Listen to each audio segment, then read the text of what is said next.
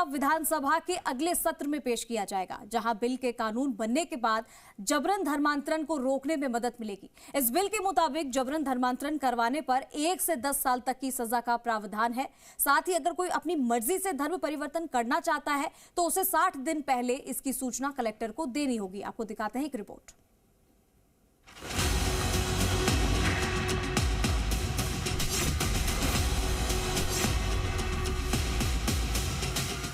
अगर को लफ्ज याद कराता है तो उसको भी रोकने का इसमें प्रावधान किया गया है।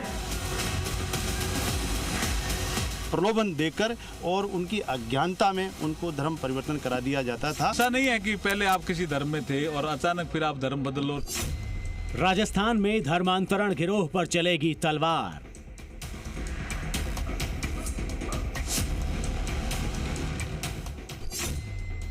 मजहबी मिशन के खिलाफ एक्टिव भजन सरकार।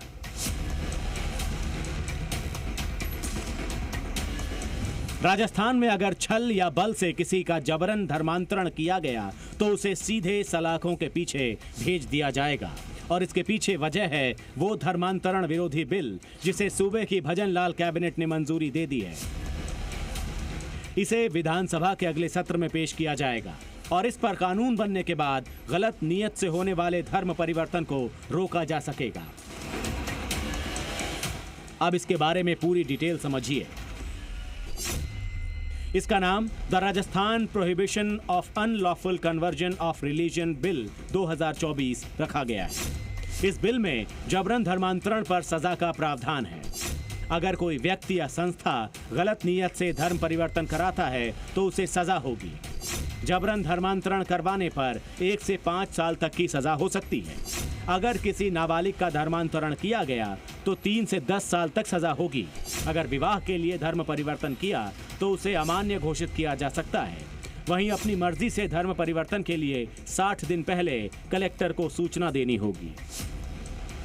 लोग प्रलोभन देकर और उनकी अज्ञानता में उनको धर्म परिवर्तन करा दिया जाता था। उसको लेकर अनेक राज्यों से इसकी समीक्षा की गई है। जो अन्य राज्यों ने नीति बना रखी है उस नीति को समाहित करते हुए नीति तैयार करी गई है। इसमें अलग अलग कैटेगरीज वाइज सजा का प्रावधान किया गया है। हम सामाजिक मान्यताओं को, सामाजिक परंपराओं को भी मद्देनजर रखें।